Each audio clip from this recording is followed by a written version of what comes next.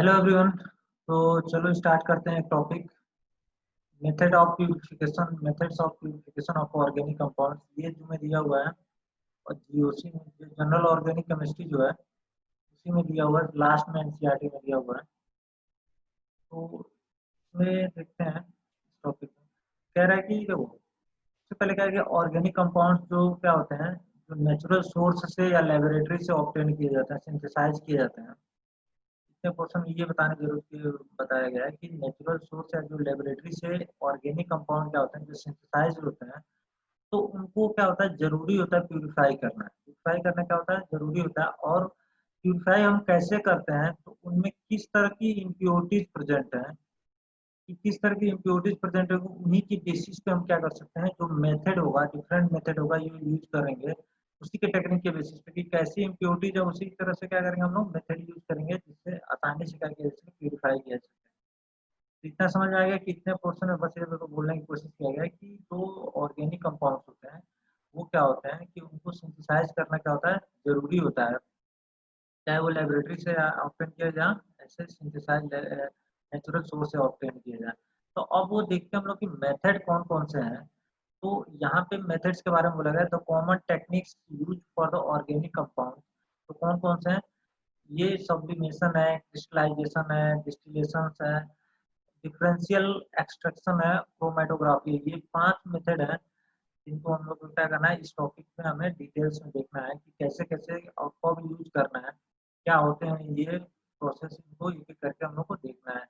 तो देखो यहाँ पे क्या बोला जा रहा है कि जो finally the purity of compound ascertained by determining its melting point। तो मैक्सिमम जो ये कंपाउंड्स होते हैं, जो उनकी प्योरिटी कैसे हम लोग डिसाइड करते हैं, उसके मेल्टिंग पॉइंट से। क्योंकि ये कॉन्सेप्ट होता है कि अगर उसमें इम्प्योरिटीज होता है, इम्प्योरिटीज होता है तो उसमें क्या होगा, जो मेल्टिंग पॉइंट आएगा, वो मेल्टिंग पॉइंट क्या आएगा, एक रेंज में आएगा।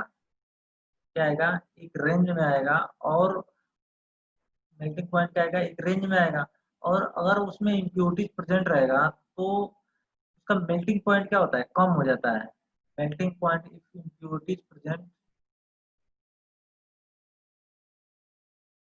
अगर इम्प्योरिटीज प्रेजेंट है तो मेल्टिंग पॉइंट क्या हो जाता है, डिक्रीज हो जाता है। मेल्टिंग पॉइंट कम कम हो जाता है। ये हम लोग समझ सकते हैं फ्रीजिंग पॉइंट से, कि फ्रीजिंग पॉइंट क्या होता है, डिप्रेशन इन फ्रीजिंग पॉइंट। अगर इम्प्योरिटीज प्रेजेंट है तो उसमें फ्रीजिंग पॉइंट क्या होता है, कम हो जाता है। तो यहाँ पे ये बोला जा रहा है कि जो purity of organic compound certain by जो determining the melting and boiling. तो बॉइलिंग पॉइंट से भी देख सकते हैं मेल्टिंग, जो कंपाउंड का मेल्टिंग और बॉइलिंग पॉइंट है वही है, तो ये क्या है, जनरली क्या प्योर है। अगर नहीं है तो क्या होगा, इम्प्योर होगा। तो यहाँ पे देखो आगे क्या बोला जा रहा है कि most of the organic compound है शार्प मेल्टिंग पॉइंट। क्योंकि क्या होता है, एक पर्टिकुलर मेल्टिंग या बॉइलिंग पॉइंट होंगे, उससे हम लोग डिसाइड कर सकते हैं कि अगर मेल्टिंग या बॉइलिंग पॉइंट उसमें कम आ रहा है, यानी कि वो क्या है, उसमें इम्प्योरिटीज प्रेजेंट है। नेक्स्ट लाइन में ये बोला जा रहा है कि कुछ मेथड ऐसे यूज हैं, देखो कुछ मेथड्स के लिए क्या किया जाए कि कुछ कंपाउंड्स के लिए प्योरिटी चेक करने के लिए हम लोग कौन सा मेथड यूज करेंगे, डिफरेंट टाइप के मेथड यूज करेंगे। और वो कौन सा मेथड है, देखो यहाँ पे दिया हुआ है, क्रोमेटोग्राफी और स्पेक्ट्रोस्कोपी। कौन कौन सा है, क्रोमेटोग्राफिक है और स्पेक्ट्रोस्कोपिक है। ये दो मेथड से भी क्या कर सकते हैं, हम लोग इसकी प्योरिटी डिसाइड कर सकते हैं। तो यहाँ पे चलो अब एक एक करके जो यहाँ पे जो टेक्निक्स हैं उनको एक एक करके हम लोग को देखना है। तो सबसे पहले हम लोग देखते हैं यहाँ पे, तो वो दिया हुआ सब्लिमेशन के बारे में दिया हुआ है। सब्लिमेशन क्या होता है, सब्लिमेशन का बेसिक आइडिया बताया। सब्लिमेशन क्या होता है कि अगर सॉलिड है तो सॉलिड से अगर डायरेक्ट लिक्विड में ना जाके क्या जाए, गैस में जाए। अगर सॉलिड से डायरेक्ट गैस में जाता है तो ये प्रोसेस क्या होता है, सब्लिमेशन होता है। तो ठीक है, अब सब्लिमेशन का यूज कर, ये तो सब्लिमेशन तो पता है, तो अब हम इसमें यूज कैसे करेंगे।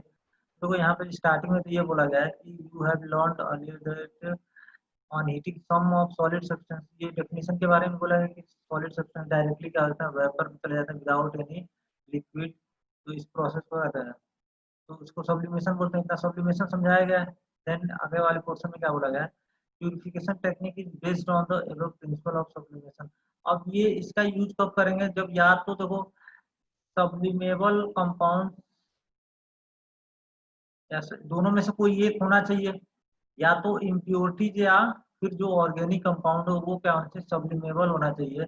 मतलब कोई एक होना चाहिए जो क्या हो जाए, डायरेक्ट हीट करें तो सॉलिड से किस में चला जाए, गैस में चला जाए।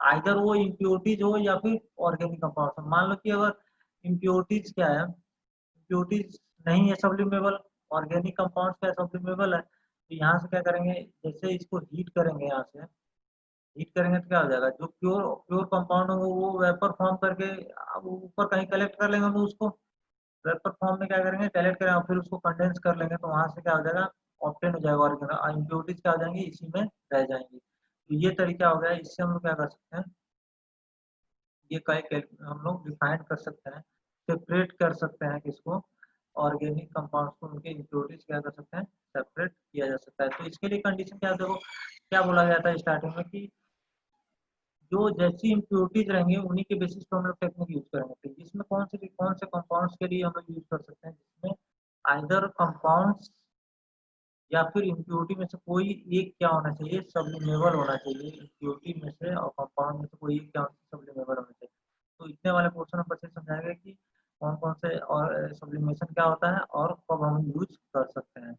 नेक्स्ट टेक्निक हम लोग देखते हैं, क्रिस्टलाइजेशन।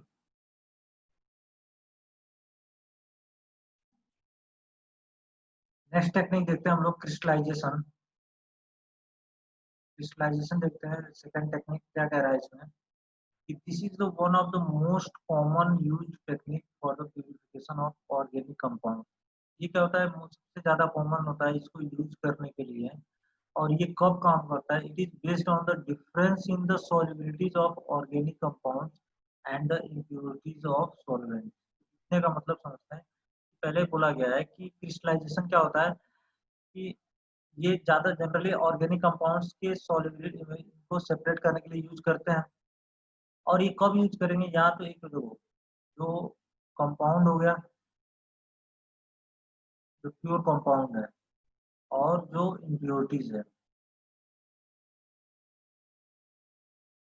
तो इनमें क्या होना चाहिए, सॉल्युबिलिटी का डिफरेंस होना चाहिए। एक क्या होना चाहिए, बहुत कम सॉल्युबल रहे, एक की सॉल्युबिलिटी क्या हो, ज्यादा हो, तो हम सेपरेट कर सकते हैं। या ऐसा भी हो सकता है कि कंपाउंड की सॉल्युबिलिटी क्या हो, ज्यादा हो, इसकी सॉल्युबिलिटी क्या हो, कम हो, दोनों में सॉल्युबिलिटी डिफरेंस ज्यादा होना चाहिए, डिफरेंस ज्यादा होना चाहिए, तभी हम क्या कर सकते हैं, क्रिस्टलाइजेशन यूज कर सकते हैं। और क्रिस्टलाइजेशन का बेसिक थोड़ा सा बता दें, ये आयनिक इक्विलिब्रियम हम लोगों ने पढ़ा था। आयनिक इक्विलिब्रियम में जो केएसपी था, केएसपी प्रेसिपिटेट को फॉर्म करता है जब जो भी आयंस रहेंगे, जैसे मान लो Ag प्लस और ऐसे Cl माइनस पढ़ा था, इनके कंसंट्रेशन का मल्टीप्लिकेशन जो QSP होता है, केएसपी से क्या हो जाए, ज्यादा हो जाता है, तब जाके हम क्या बोलते हैं, वो ये प्रेसिपिटेट फॉर्म करेगा। तो अगर सॉल्युबिलिटी मान लो ज्यादा रहा, सॉल्युबिलिटी यदि ज्यादा रहेगा तो आसानी से प्रेसिपिटेट फॉर्म नहीं करेगा, सॉल्युबिलिटी यदि ज्यादा रहेगा तो प्रेसिपिटेट आसानी से फॉर्म नहीं करेगा। जिसकी सॉल्युबिलिटी कम है वो आसानी से प्रेसिपिटेट फॉर्म करेगा, और वो क्या फॉर्म कर लेगा, क्रिस्टल फॉर्म कर लेगा। तो देखो यहाँ पे, जैसे मान लो अगर बोला जाए यहाँ पे कि अगर इस कंपाउंड की सॉल्युबिलिटी बहुत कम है और इसकी सॉल्युबिलिटी ज्यादा है, तो अगर हम कंसंट्रेट करेंगे, अगर टेम्परेचर डिक्रीज करेंगे, तो ये क्या हो जाएगा, इम्प्योरिटी क्रिस्टलाइज हो जाएगा। तो जिसकी सॉल्युबिलिटी कम है वो क्या हो जाएगा, पहले क्रिस्टल फॉर्म करेगा, ये क्या करेगा, क्रिस्टल फॉर्म कर लेगा। और ये ज्यादा सॉल्युबल है तो इम्प्योरिटी क्या रहेगा, सॉल्युबल ही रहेगा, जिससे हम इन दोनों को क्या कर सकते हैं, सेपरेट कर सकते हैं। आगे बढ़ते हैं, तो यहाँ पे समझ में आ गया कि ये की जो मेन बात बोला गया है, इस solid based on the difference in solubility of compound, और इनमें क्या होना चाहिए, सॉल्युबिलिटी का क्या होना चाहिए, डिफरेंस ज्यादा होना चाहिए। ठीक है, नेक्स्ट कह रहा है कि impure compound dissolve in the solvent sparingly soluble होते हैं but at room temperature, but appreciable soluble होते हैं एट हाई टेम्परेचर। तो जैसे मान लो अगर इम्प्योर कंपाउंड है, इम्प्योर कंपाउंड, इम्प्योर कंपाउंड रहेगा तो उसमें क्या आएगा, कंपाउंड भी प्योर कंपाउंड भी है और इम्प्योरिटीज भी है। तो स्टार्टिंग में तो जब उसको सॉल्युबल करेंगे तो बहुत स्पेरिंगली सॉल्युबल रहेगा, ज्यादा सॉल्युबल नहीं होगा, ज्यादा सॉल्युबल नहीं होगा तो हम उससे सेपरेट करना आसान, मतलब प्रॉब्लम आएगा। तो हमें क्या, अपने पहले तो जो इम्प्योर कंपाउंड है उसको क्या होना चाहिए, ज्यादा सॉल्युबल हो, मतलब सॉल्युबल करना है, पहले सॉल्युबल करेंगे, फिर बैक टेम्परेचर पहले इंक्रीज करेंगे। पहले क्या करेंगे हम लोग, टेम्परेचर क्या करेंगे, डिक्रीज करेंगे, पहले हम लोग क्या करते हैं, टेम्परेचर मान लो इंक्रीज, टेम्परेचर इंक्रीज करेंगे तो सॉल्युबिलिटी क्या होता है, इंक्रीज करता है। ये भी आयनिक में समझाया गया था, टेम्परेचर बढ़ाने पे क्या होता है, सॉल्युबिलिटी इंक्रीज होगी, क्योंकि एंडोथर्मिक रिएक्शंस होते हैं। तो टेम्परेचर बढ़ाएंगे तो सॉल्युबिलिटी बढ़ेगा, तो यानी इम्प्योर कंपाउंड जो है पहले तो स्पेरिंगली सॉल्युबल रहेगा, बाद में क्या होगा, ज्यादा सॉल्युबल हो जाएगा, मतलब जो भी इम्प्योरिटी जो कंपाउंड रहेंगे दोनों के दोनों क्या हो जाएंगे, मैक्सिमम सॉल्युबल हो गए। अब जब टेम्परेचर बढ़ा दिए तो सॉल्युबिलिटी बढ़ गया। अब नेक्स्ट फिर क्या करते हैं हम लोग, solution concentrated to get nearly saturated solution. अब हम उसको कहाँ पे ले जाते हैं, सैचुरेटेड सॉल्यूशन बनाते हैं। क्या करते हैं हम लोग, सैचुरेटेड सॉल्यूशन बना लेते हैं। सैचुरेटेड सॉल्यूशन जब बन जाता है तब हम क्या करेंगे, इसका टेम्परेचर डिक्रीज करेंगे। तब हम लोग क्या करेंगे, इसका टेम्परेचर डिक्रीज करेंगे। वो कह रहा है कि on cooling the solution, on cooling the solution pure compound crystallises out and removed by filtration. तो हमने यहाँ पे ये माना है कि जो अगर कब होगा ये ऑर्गेनिक कंपाउंड क्रिस्टलाइज कब होगा, जब उसकी सॉल्युबिलिटी क्या हो, कम होगी, कम रहेगी, और जो इम्प्योरिटीज रहेंगी उनकी सॉल्युबिलिटी क्या रहेगा, ज्यादा रहेगा। इम्प्योरिटीज सॉल्युबिलिटी ज्यादा, इसकी सॉल्युबिलिटी, जिसकी सॉल्युबिलिटी कम है तो वो पहले क्या होगा, प्रेसिपिटेट फॉर्म करेगा, क्रिस्टलाइज फॉर्म करेगा, क्रिस्टल फॉर्म करेगा। प्रेसिपिटेट क्या होगा, पहले हो जाएगा, तो यानी यहाँ बोला जाएगा कि ऑन कूलिंग द सॉल्यूशन। अब देखो कूल करते हैं, टेम्परेचर डिक्रीज करते हैं तो सॉल्युबिलिटी दोनों की डिक्रीज करती है, सॉल्युबिलिटी डिक्रीज करता है, यानी कि अब वो प्रेसिपिटेट फॉर्म करे, पहले तो ज्यादा सॉल्युबल हो गए थे, तो अब प्रेसिपिटेट फॉर्म, तो पहले प्रेसिपिटेट कौन फॉर्म करेगा, और प्योर कंपाउंड कर लेगा, और उसको हम लोग क्या करेंगे, सेपरेट करेंगे। अभी तो इम्प्योरिटी उसमें सॉल्युबल ही है, इम्प्योरिटी सॉल्युबल, तो यहाँ से हम लोग क्या कर सकते हैं, सेपरेट कर सकते हैं। नेक्स्ट कह रहा है तो फिल्ट्रेट, फिल्ट्रेट मतलब अब जो उसमें क्या रहेगा, इम्प्योरिटीज हैं, प्योर कंपाउंड को तो सेपरेट कर लिए, तो फिल्ट्रेट कंटेन्स इम्प्योरिटीज और स्मॉल क्वांटिटी ऑफ कंपाउंड। अब जो प्योर कंपाउंड का भी क्या रहेगा, कुछ पार्ट तो रहेगा, कुछ पार्ट स्मॉल अमाउंट में प्रेजेंट रहेगा, कुछ पार्ट क्या रहेगा इसमें प्रेजेंट रहेगा। और देखो, if if the compound is highly soluble in the solvent। अब देखो यहाँ पे दोनों बोला गया है कि ऐसा नहीं है कि जो कंपाउंड होना चाहिए वो लेस सॉल्युबल ही होना चाहिए तभी सेपरेट कर सकते हैं, नहीं, सॉल्युबिलिटी में डिफरेंस क्या होना चाहिए, ज्यादा होना चाहिए, सॉल्युबिलिटी में डिफरेंस ज्यादा होना चाहिए। ये क्या हो सकता है कि, तो क्या होता है, the compound is highly soluble भी रहेगा तब भी कोई प्रॉब्लम, हाईली सॉल्युबल सॉल्वेंट या फिर very little soluble in another solvent, तो दोनों ही केस में हम क्या कर सकते हैं, crystallisation can be satisfactory carried out in the mixture of solvent. तो इन सब सॉल्वेंट्स में हम लोग क्या कर सकते हैं, आसानी से यूज कर सकते हैं। कब यूज करेंगे, जब क्या होगा, इम्प्योरिटीज और ऑर्गेनिक कंपाउंड्स में सॉल्युबिलिटी का डिफरेंस क्या होगा, ज्यादा होगा। क्लियर हो गया यहाँ तक। अब नेक्स्ट आगे बोला जा रहा है कि तो impurities import colour in the solution. अब मान लो कुछ इम्प्योरिटीज जो सॉल्यूशन में क्या करते हैं, कलर फॉर्म कर देते हैं, कलर की वजह से आ जाता है, तो उनको रिमूव करने के लिए, कलर को रिमूव करने के लिए एब्जॉर्बिंग, तो क्या करते हैं, एक्टिवेटेड चारकोल यूज करते हैं, एक्टिवेटेड चारकोल यूज करते हैं। चारकोल क्या करता है, जो कलर होता है उसको एब्जॉर्ब कर लेगा, एब्जॉर्ब कर लेगा, जिसकी वजह से क्या होगा, इम्प्योरिटीज रिमूव हो जाएंगे।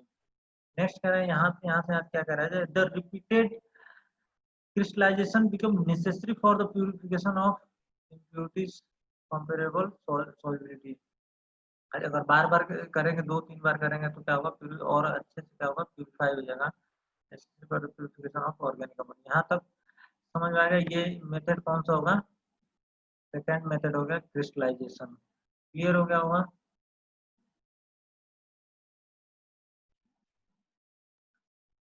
नेक्स्ट मेथड देखते हैं हम लोग, यहाँ पे डिस्टिलेशन। डिस्टिलेशन तो आइडिया होगा, देखो क्या होता है, कह रहा है कि important method use for the separate, तो इसको इसको सेपरेट करने के लिए इसमें डिस्टिलेशन क्या होता है, पहले इसके लिए कब सेपरेट करते हैं हम लोग, तो कह रहे हैं volatile liquid from non volatile impurities.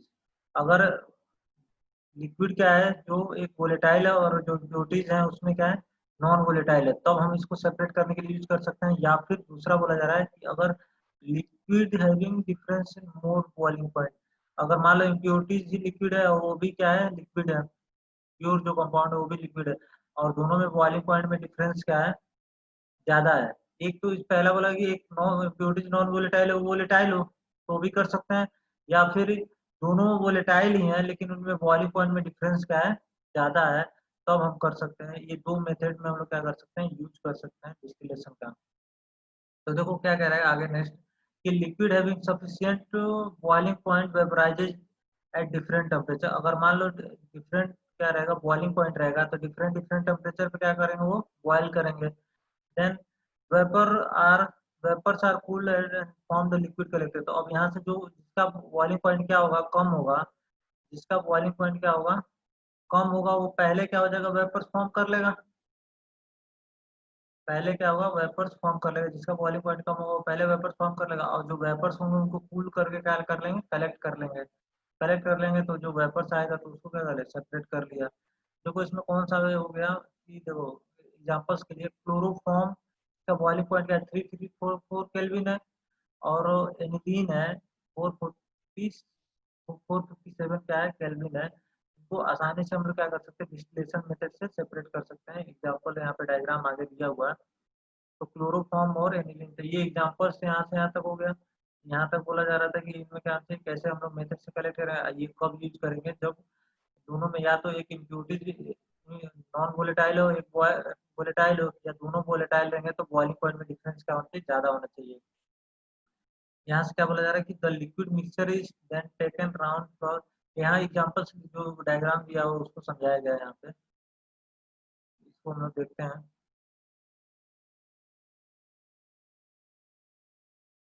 ये डायग्राम दिया हुआ है यहाँ पे सेपरेशन का। On boiling of the vapours lower the component form first, जो जिसका बॉइलिंग पॉइंट क्या होता है, कम होगा, वो पहले क्या कर लेगा, फॉर्म कर लेगा। And then the vapours condense, vapour को क्या कर लेते हैं, कंडेंस कर लेते हैं in the receiver. The vapours highly component later collectively, इसको कलेक्ट कर लेते हैं, वही समझाया गया। तो डायग्राम से हम लोग देख सकते हैं।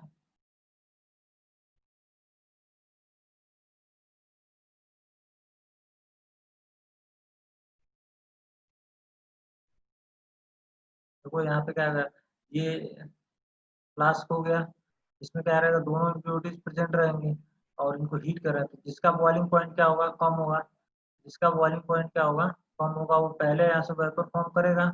वेपर फॉर्म, यहाँ पे देखो कंडेंसर लगा हुआ है। कंडेंसर का मतलब देखो यहाँ से ये पतले मेरी पाइप, इससे तो वो वेपर्स जाएंगे। यहाँ पे देखो वाटर को क्या कर रहे हैं, इनलेट कर रहे हैं, और ये ऊपर से मतलब वो रहेगा कॉन्सेंट्रिक, ये पूरा कॉन्सेंट्रिक रहेगा। तो ये पाइप तो यहाँ से जा रहा है यहाँ से, और यहाँ पे ऊपर से यहाँ से वाटर, जो वाटर ऐड करेंगे, और यहाँ से जो वाटर क्या होता है, रिमूव होता जाएगा। तो वाटर किसके लिए है, इसको कूल करने के लिए, कंडेंस करने के लिए है। जो यहाँ से वेपर आया था, यहाँ से वाटर की वजह से क्या हो जाएंगे, कूल हो जाएंगे, और यहाँ पे वो फाइनली क्या हो जाएगा, जो दूसरा वाला लिक्विड रहेगा वो यहाँ पे कलेक्ट हो जाएगा, जिसका बॉइलिंग पॉइंट कम है, और जिसका बॉइलिंग पॉइंट ज्यादा है तो वो तो अभी यहीं पे रहेगा, और इन दोनों को हम लोग क्या करेंगे, सेपरेट करेंगे। तो सिंपल डिस्टिलेशन है, ये मेथड क्या हो गया, सिंपल डिस्टिलेशन हो गया। और एग्जांपल में हमने क्या लिखा था कि एनिलीन और क्लोरोफॉर्म को हम क्या कर सकते हैं, इस मेथड से सेपरेट कर सकते हैं। ये हो गया तुम्हारा simple distillation, vapours of the substance, ये जो कलेक्ट हो रहा है, ये तो सिंपल है, सिंपल डिस्टिलेशन समझ में आ गया होगा डिस्टिलेशन से। अब आगे हम लोग देखते हैं फ्रैक्शनल डिस्टिलेशन। नेक्स्ट मेथड हम लोग देखते हैं फ्रैक्शनल डिस्टिलेशन में ही देखते हैं हम लोग फ्रैक्शनल डिस्टिलेशन।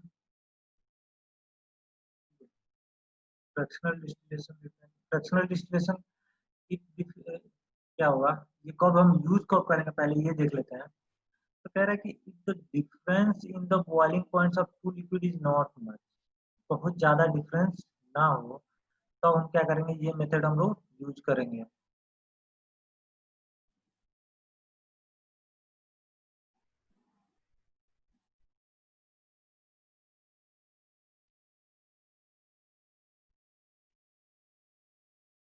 जब इनमें डिफरेंस क्या हो, बॉइलिंग पॉइंट का डिफरेंस क्या हो, बहुत ज्यादा ना हो, तो हम क्या, क्योंकि देखो अगर बॉइलिंग पॉइंट में डिफरेंस ज्यादा हुआ, अगर बॉइलिंग पॉइंट में डिफरेंस ज्यादा रहेगा तो हम आसानी से सिंपल डिस्टिलेशन से क्या कर सकते हैं, सेपरेट कर सकते हैं। लेकिन अगर मान लो ज्यादा डिफरेंस नहीं है, बहुत ज्यादा कम डिफरेंस रहेगा, लगभग इक्वल रहेगा, तो फ्रैक्शनल डिस्टिलेशन से भी सेपरेट नहीं कर सकते हैं। बट जो डिफरेंस है वो थोड़ा कम रहेगा, तो भी हम क्या कर सकते हैं, फ्रैक्शनल डिस्टिलेशन से हम लोग सेपरेट कर सकते हैं, वो हम लोग आगे देखेंगे। So if the difference in boiling point of the two liquids is not much, then simple distillation cannot be used to separate them. Simple distillation separate नहीं कर सकते. Vapours of such liquid are formed within the same temperature. और उसका reason क्या होता है, जो vapours होते हैं वो क्या होते हैं, सेम टेम्परेचर रेंज में क्या होते हैं, क्या दोनों वोलेटाइल लिक्विड रहेंगे तो दोनों क्या होंगे, सेम टेम्परेचर रेंज में क्या होंगे, वेपराइज हो जाएंगे और कंडेंस भी होंगे. तो जो हम लोग क्या कर रहे थे, एक वेपर फॉर्म कर ले रहे थे उसको कंडेंस कर ले रहे थे, तो अगर दोनों सेम उस रेंज में क्या होगा, दोनों वेपराइज होंगे, दोनों कंडेंस होंगे, तो सेपरेट करना क्या होगा, आसान नहीं होगा. तो इसके लिए हम लोग क्या करेंगे, ये टेक्निक यूज करेंगे, कौन सा, फ्रैक्शनल डिस्टिलेशन का. तो फ्रैक्शनल डिस्टिलेशन देखते हैं इसमें क्या है.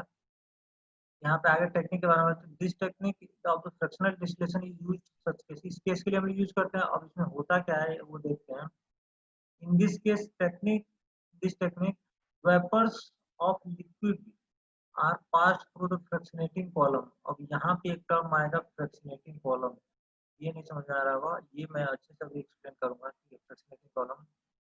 जिस फ्रैक्शनेटिंग कॉलम यूज करते हैं बिफोर कंडेंसेशन, जो हम लोग पहले वेपर्स फॉर्म कर रहे थे और फिर उसको कंडेंस कर रहे थे, इन दोनों के बीच में हम लोग क्या यूज करेंगे, एक फ्रैक्शनेटिंग कॉलम यूज करेंगे. उसको बताते हैं क्या. Fractionating column is a prepaid with mouth of round mouth, plus ये जो फ्लास्क होता है उसमें प्रेजेंट होता है, फ्लास्क के जो सर्कल उसके ऊपर क्या होता है, बीच में प्रेजेंट होता है. अब पहले इसको समझ लेते हैं कि वो कहाँ पे, फिर इस पे आते हैं हम लोग. जो फ्रैक्शनेटिंग कॉलम है उसको पहले समझ लेते हैं, ये डायग्राम देखते हैं.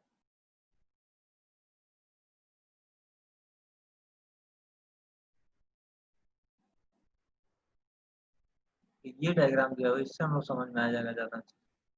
तो देखो पहले क्या है कि अगर मान लो बॉइलिंग पॉइंट में डिफरेंस ज़्यादा नहीं है, बॉइलिंग पॉइंट में डिफरेंस ज़्यादा नहीं है, तो अब हम लोग क्या करेंगे इसमें, चलो यहाँ से वेपर्स फॉर्म करेंगे, टेम्परेचर यहाँ से क्या करें, हीट दे रहे हैं. हीट देने के बाद से अगर डिफरेंस कम है तो दोनों लिक्विड वेपराइज होंगे. मान लो वन एक लिक्विड है, दो टू एक लिक्विड है, तो दोनों के दोनों क्या होंगे, वेपर्स फॉर्म करेंगे और यहाँ से आ रहे होंगे. तो ये है तुम्हारा फ्रैक्शनेटिंग कॉलम.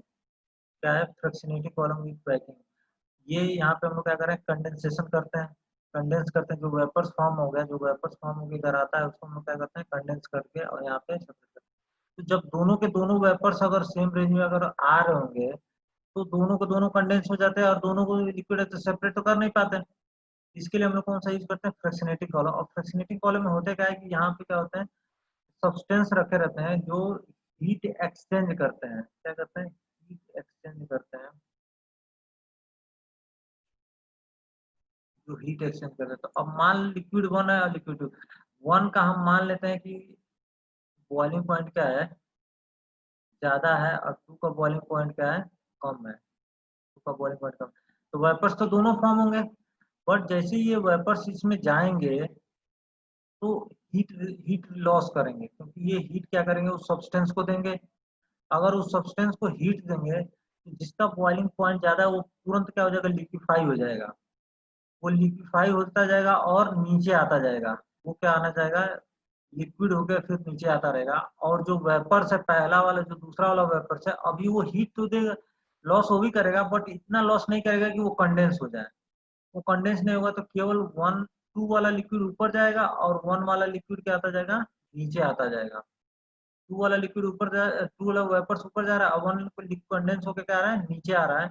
और नीचे आते फिर आता रहता है. तो जो टू का परसेंटेज होगा वो इंक्रीज करते जा रहा है. टू का परसेंटेज क्या होता जा रहा है, इंक्रीज होते जा रहा है. तो फाइनली जब ऊपर आते हैं तो यहाँ पे कौन सा बचता है, केवल टू वाला बचता है और वन वाला कंडेंस होकर क्या आ जाता है, नीचे आ जाता है. ये यूज होता है फ्रैक्शनेटिंग कॉलम का. समझ में आ गया होगा. एक बार और देख लो इसको. इसमें होता क्या है एक्चुअल में, जो फ्रैक्शनेटिंग कॉलम है उसका क्या है, अगर मान लो दोनों लिक्विड वेपराइज हो रहे हैं, वन और टू दोनों वेपराइज हो रहे हैं, तो वन हीट रिमूव करके, हीट लॉस करके क्या होता है, वन नीचे आना शुरू हो जाता है, कंडेंस हो गया. और ये भी लॉस करता है बट इतना लॉस नहीं करता है. तो टू का परसेंटेज क्या होता है, ज्यादा होता है, और उसको हम लोग फिर फर्दर टू को कलेक्ट कर लेते हैं, कंडेंस करके यहाँ पे सेपरेट कर लिया. यहाँ पे क्या होगा, वन वाला फिर से आ गया. तो ये होगा फ्रैक्शनेटिंग कॉलम. और ये डिफरेंट टाइप का होता है जिसमें हीट एक्सचेंज कर सकते हैं. इसको हम लोग बोलते हैं क्या, फ्रैक्शनल डिस्टिलेशन. अब इसमें पढ़ते हैं इसको.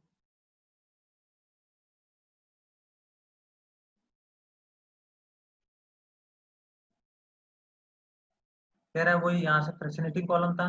अब इसमें देखते हैं कि vapours of the liquid with higher boiling point condense before the vapours of liquid at lower point. तो वही मैंने 1 और 2 का एग्जांपल लिया था। तो 1 वाला का बॉइलिंग पॉइंट क्या था, ज्यादा था, तो वो क्या हो जाएगा, हायर बॉइलिंग पॉइंट वाला का तो पहले क्या हो जाएगा, कंडेंस हो जाएगा। किसके कंपेरिजन में, लोअर वाले के कंपेरिजन में, मतलब 2 जिसका लोअर बॉइलिंग पॉइंट है उससे क्या हो जाएगा, पहले कंडेंस हो जाएगा। अब कंडेंस हो क्या होगा, vapour rising of fractionating column becomes richer. अब जो ऊपर जा रहा था, जो लिक्विड ऊपर जा रहा था वेपर्स में, वो क्या हो जाएगा, रिच हो जाएगा, मतलब उसका परसेंटेज ज्यादा हो जाएगा, क्योंकि दूसरा वाला कंडेंस होकर नीचे आ रहा है, मोर वोलेटाइल कंपोनेंट क्या होगा, ज्यादा हो जाएगा। अब देखते हैं आगे। वही बोला जा रहा है कि इसका परसेंटेज क्या हो जाएगा, जो दो टू का परसेंटेज हो जाएगा वो क्या आ जाएगा, ज्यादा आ जाएगा। Vapours to the top of the fractionating column. Top of the जो टॉप है फ्रैक्शनेटिंग कॉलम का, उस पे कौन सा ज्यादा होगा, दूसरे वाले का परसेंटेज ज्यादा होगा। These are rich in more volatile component. More volatile component का परसेंटेज क्या हो जाएगा, ज्यादा हो जाएगा। और fractionating column are available in various. देखो फ्रैक्शनेटिंग कॉलम डिफरेंट टाइप के होते हैं, ये देखो दो टाइप का है, दो टाइप का यहाँ पे दिखाया गया है। एक क्या है, इसमें ग्लास बीड्स रखे हुए हैं, मतलब इसमें ऐसे सब्सटेंस पार्टिकल पार्टिकल टाइप के हैं इस तरह का, और एक यहाँ पे प्लेट्स बनाया गया है, ऐसे करके प्लेट्स बनाए गए हैं। तो ये भी फ्रैक्शनेटिंग कॉलम ही है। दो डिफरेंट टाइप के फ्रैक्शनेटिंग कॉलम होगा, दोनों को समझाते हैं कि क्या होगा। दोनों में अलग अलग तरीके से है। Fractionating column are available in various size and designs as shown 12 ये वाले फिगर में आप दिखाया गया, एक ये है और एक ये फ्रैक्शनेटिंग कॉलम। अब fractionating column provides many surfaces for the heat exchange between ascending vapors and descending condensed liquid। तो अब दो देखो, ये एक टर्म बोला गया है, ascending vapors और descending liquids। इसका मतलब डिसेंडिंग लिक्विड्स, मतलब जो लिक्विड कंडेंस होकर आ रहा है उसको हम लोग क्या बोलेंगे, डिसेंडिंग। डिसेंडिंग क्या हो जाएगा, लिक्विड्स हो जाएगा। और जो ऊपर जा रहा है वो क्या हो जाएगा, असेंडिंग। असेंडिंग क्या हो जाएगा, वेपर्स हो जाएगा, जो ऊपर जा रहा है, जो ऊपर जा रहा है वो क्या असेंडिंग वेपर्स। तो इनमें वेपर्स में और जो कंडेंस लिक्विड, इसमें क्या होता है, हीट एक्सचेंज होता रहता है, हीट एक्सचेंज होता है। Some of the condensing liquid in the fractionating column obtains heat and then from the ascending vapors and revaporize। अब ऐसा भी हो सकता है कि जैसे जो लिक्विड क्या हो रहा है, कंडेंस हो रहे हैं, जो ये कंडेंस लिक्विड हो रहा है जो नीचे आ रहा है, और जो राइजिंग यहाँ पे वेपर्स हैं, जो वेपर्स आ रहे हैं, तो उनसे भी क्या करते हैं, हीट एक्सचेंज कर लेते हैं, आपस में हीट तो देते ही हैं, सॉलिड को तो देंगे ही देंगे। और साथ ही साथ क्या करेंगे, जो असेंडिंग वेपर से जो ऊपर जा रहा है वेपर, उस वेपर से क्या करेंगे, जो कंडेंस लिक्विड रहेगा वो भी हीट एक्सचेंज करके क्या होता है, रीवेपराइज कर लेता है, मतलब रीवेपराइज भी कर सकता है। तो जिससे क्या अल्टीमेट क्या होगा कि परसेंटेज जो होगा, जो मोर वोलेटाइल का परसेंटेज होगा वो क्या होगा, ज्यादा हो जाएगा। जैसे मान लो अगर मोर वोलेटाइल का भी कुछ परसेंटेज अगर क्या होगा, कंडेंस होकर नीचे आ रहा है, तो वो क्या करेगा, नीचे वाले वेपर से जो ऊपर जा रहा है ना, उनसे क्या होगा, लेके हीट क्या होगा, फिर से नीचे आना, मतलब ऊपर रीवेपराइज हो जाएगा, रीवेपराइज हो जाएगा। Vapours thus become richer in the low boiling component. जो जिसका बॉइलिंग कंपोनेंट क्या होगा, वो क्या हो जाएगा, जिसका परसेंटेज क्या हो जाएगा, ऊपर बढ़ता जाएगा। The vapours of lower, vapours of low boiling point ascend to the top of the column. जो टॉप ऑफ द कॉलम होता है वो क्या होता है, लोअर बॉइलिंग पॉइंट वाले ज्यादा हो जाएगा। On reaching the top vapours become pure low boiling point and pass through the condenser and pure liquid is collected in the receiver. जब तक वो टॉप पे जाता है तब तक उसमें किसका परसेंटेज ज्यादा हो जाता है, कि मोर वोलेटाइल का परसेंटेज ज्यादा हो जाता है, और वो उसको हम लोग क्या करते हैं, फर्दर कंडेंस कर लेते हैं और यहाँ से सेपरेट कर लेते हैं। ये वाला कॉलम तो समझ में आ गया, दूसरा वाला कॉलम का मतलब मैं समझाता हूँ। देखो इसमें क्या होता है कि यहाँ पे देखो, ये वाला जो पोर्शन है यहाँ पे क्या होता है, असेंडिंग वेपर्स जा रहा है, यहाँ से वेपर जाता है, यहाँ से निकलता है, यहाँ से निकलता है। और जो लिक्विड जो नीचे आ रहे हैं यहाँ से, जो यहाँ पे साइड साइड से ये क्या होता है, ये साइड साइड से क्या होता है, कंडेंस लिक्विड नीचे आते हैं, और जो वेपर्स होते हैं वो यहाँ से आते हैं, वेपर्स यहाँ से आएंगे और ये वेपर्स लिक्विड के कॉन्टेक्ट में आएंगे। मतलब नीचे से यहाँ से वेपर्स आ रहे हैं, असेंडिंग वेपर्स, और कंडेंस क्या है, लिक्विड आ रहा है, कंडेंस लिक्विड आ रहा है, यहाँ से असेंडिंग वेपर्स आ रहा है। तो वेपर्स से क्या हो जाएगा, ये हीट एक्सचेंज भी करेगा, तो वेपर्स जाएंगे, तो कंडेंस में से भी क्या होगा, जो लो बॉइलिंग पॉइंट पर रहेगा वो फिर से क्या होगा, रीवेपराइज करके भी ऊपर जा सकता है, और कंडेंस होकर क्या जाएगा, नीचे आता रहेगा, नीचे आता रहेगा। इस साइड से कंडेंस लिक्विड नीचे आता है और यहाँ से क्या आता है, वेपर जाते हैं। तो इस टाइप का प्लेट टाइप का ये फ्रैक्शनेटिंग कॉलम हो गया, और ये क्या होगा, सिंपल पैक्ड हो गया। समझ में आ गया होगा। तो एक को बोलते हैं यहाँ पे सिंपल पैक्ड कॉलम, और एक क्या होता है, बबल पैक्ड कॉलम, जिसमें प्लेट टाइप का है, जिसको बबल पैक्ड कॉलम बोलते हैं, इसको sample packed column. Different type of fractionating column हो गया ये।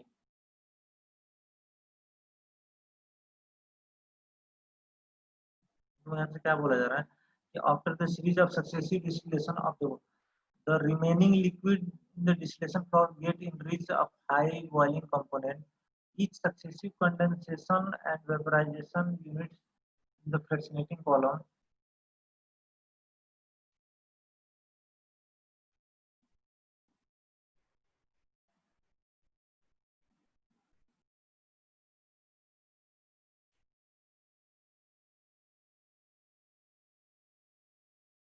column is called theoretical plate. तो जो इसको हम लोग theoretical plate बोलते हैं, जो वहाँ पे फ्रैक्शनेटिंग कॉलम में यूज किया जाता है। कमर्शियली तो columns with 100 plates are available. जो हम रियल में यूज करते हैं इंडस्ट्री में, उसका 100 से ज़्यादा भी क्या होते हैं, वो प्लेट्स लगी हुई होती हैं, जिनको हम लोग क्या करते हैं, सेपरेट करने में यूज करते हैं। इसका आगे एक एग्जांपल दिया गया है फ्रैक्शनेटिंग डिस्टिलेशन का। One of the technological application of fractional distillation is to separate the crude oil petroleum industry. तो जो पेट्रोलियम रिफाइनिंग होता है, इंडस्ट्रीज होती हैं, उनमें हम लोग को क्या करना होता है, ये फ्रैक्शनल डिस्टिलेशन यूज करते हैं। और फ्रैक्शनेटिंग कॉलम होता है, क्रूड ऑयल तो पता होगा, जो अर्थ से या फिर ओशियन से हम लोग क्या करते हैं, जो ऑयल रिमूव करते हैं, ऑयल गैस रिमूव करते हैं, तो वो क्या होता है, ऑयल और जो गैस रिमूव करते हैं वो प्योर नहीं होता है, ठीक है। तो उसको क्या करते हैं, रिफाइनिंग उसकी जरूरी होती है। तो वो सब रिफाइनिंग हम लोग क्या करते हैं, डिस्टिलेशन से फ्रैक्शनल डिस्टिलेशन का यूज करते हैं उनको सेपरेट करने के लिए। डिफरेंट टाइप के क्या होते हैं उसमें, क्रूड ऑयल में डिफरेंट टाइप के ऑयल्स का क्या रहता है, मिक्सचर होता है, डीजल होगा, पेट्रोलियम है, सबका बॉइलिंग पॉइंट क्या होता है, डिफरेंट डिफरेंट होता है, गैसेज होते हैं। तो उनको हम लोग क्या करते हैं, पहले फ्रैक्शनल डिस्टिलेशन से सेपरेट करते हैं, फ्रैक्शनल डिस्टिलेशन सेपरेट करते हैं, और फिर उनका और रिफाइनिंग करके उसको प्योर फॉर्म में लेके आते हैं अलग अलग करके। तो क्रूड ऑयल पेट्रोलियम इंडस्ट्री में क्या होता है, ये यूज होता है। यहाँ तक समझ में आ गया।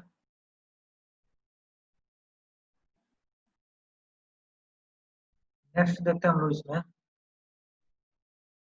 Distillation under the reduced pressure. ये अलग ही मेथड है थोड़ा।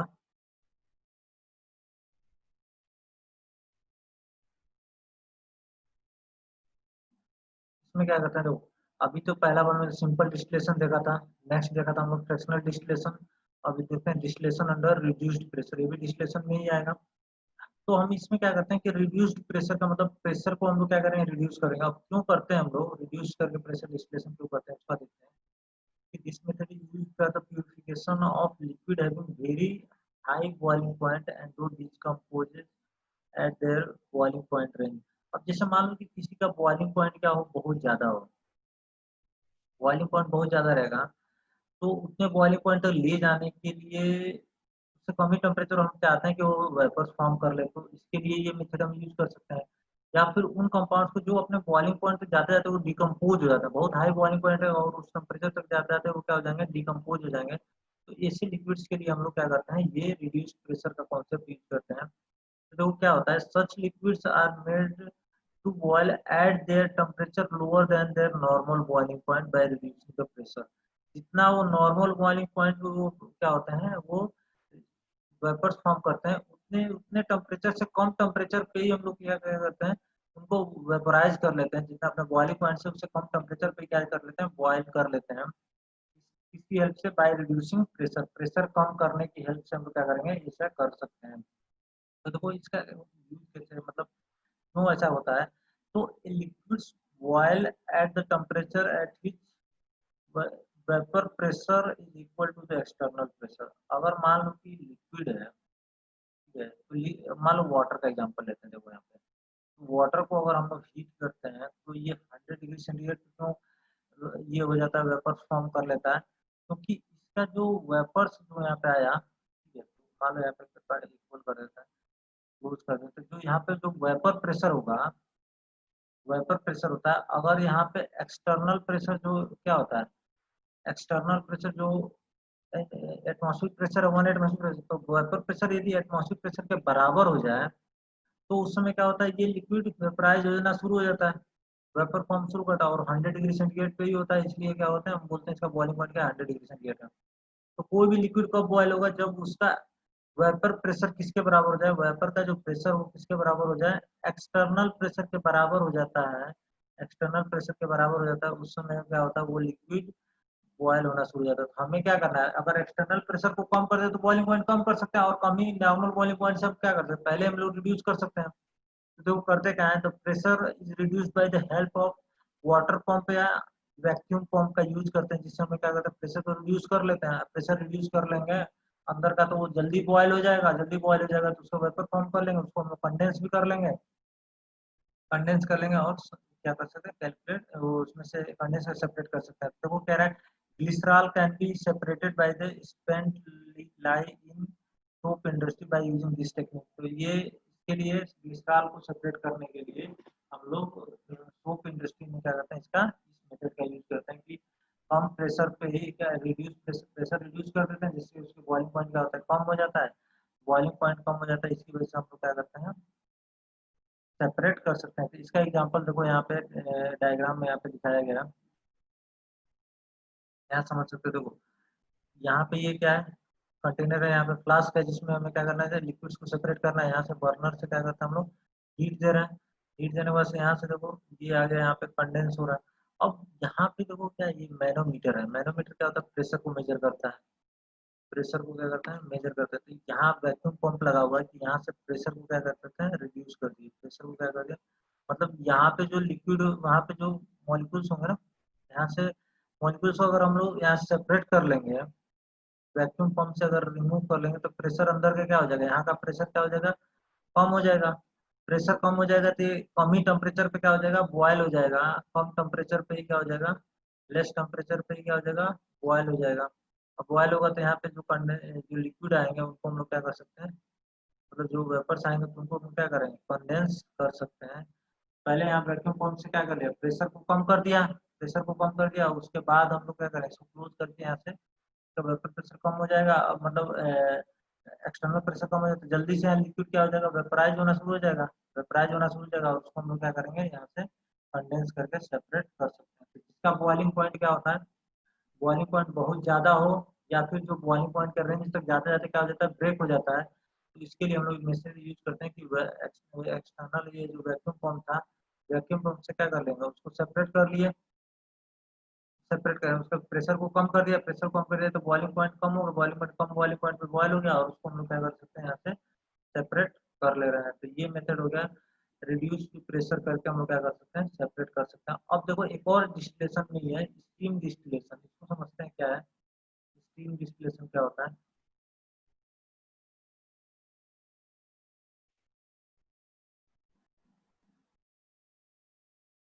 स्टीम डिस्टिलेशन ध्यान से देखो, स्टीम डिस्टिलेशन कब करते हैं कि this technique is applied to separate the substance which are steam volatile are immiscible with water. Steam volatile हो या फिर इमिसिबल हो वाटर से, तो हम क्या करते हैं, इस टेक्निक का यूज करते हैं। अच्छा, स्टीम वोलेटाइल का मतलब पहले समझो, स्टीम वोलेटाइल और इमिसिबल विथ वाटर मतलब जो क्या होना चाहिए, हम उसी का यूज कर सकते हैं सेपरेट करने के लिए, जो वाटर के साथ क्या हो, इमिसिबल हो, वाटर के साथ मिसिबल रहेगा तब नहीं हम यूज करेंगे ये मेथड।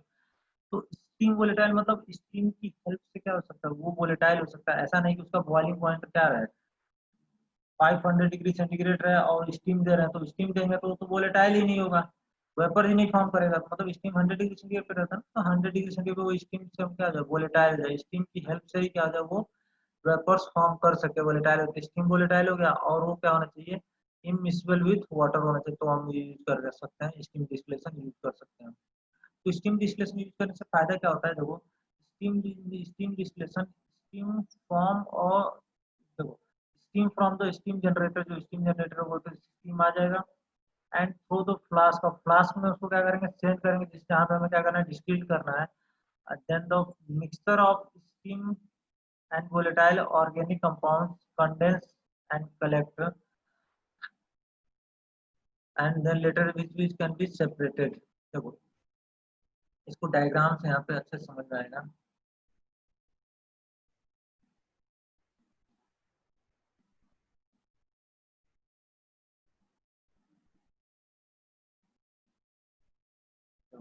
ये स्टीम डिस्टिलेशन का डायग्राम दिया हुआ है। देखो यहाँ से पहले वाटर है, वाटर को क्या किया गया, यहाँ से बर्नर्स हीट कर रहे हैं, यहाँ से स्टीम फॉर्म हो गया, स्टीम को हम लोग क्या किए इस फ्लास्क में भेज दिए, जो कि हमें क्या करना है, जो उसको सेपरेट करना है, डिस्टिल लिक्विड करना है, मतलब सेपरेट करना है। तो यहाँ से स्टीम की वजह से क्या होगा, ये जो लिक्विड होगा जो इसमें क्या होगा सॉल्युबल नहीं होगा, इमिसिबल होगा, वो क्या करेगा वेपर फॉर्म करेगा, स्टीम वोलेटाइल जो होगा यहाँ वेपर फॉर्म करेगा, यहाँ पे आएगा, इसको हम लोग क्या कर सकते हैं कंडेंस कर सकते हैं।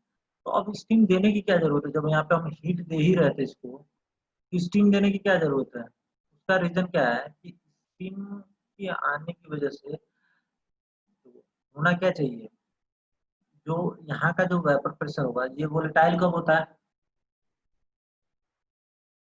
वेपोराइज, कोई भी वेपोराइज कब होगा, जब वेपर प्रेशर क्या हो जाए इक्वल हो जाए एक्सटर्नल प्रेशर के, वेपर प्रेशर क्या हो जाए एक्सटर्नल प्रेशर के बराबर हो जाए। तो अगर मान लो यहाँ पे वेपर प्रेशर क्या आएगा, स्टीम का vapour pressure T1 vapour steam का, और एक T2 उसका वेपर प्रेशर, तो इन दोनों का वेपर वेपर प्रेशर क्या होगा, जल्दी क्या हो जाएगा एक्सटर्नल प्रेशर के बराबर हो जाएगा, इसका कम ही वेपर कम ही प्रेशर जो स्टीम का प्रेशर है और ये इस गैस का प्रेशर, दोनों का प्रेशर मिला के क्या हो जाएगा तुरंत एक्सटर्नल प्रेशर के बराबर हो जाएगा।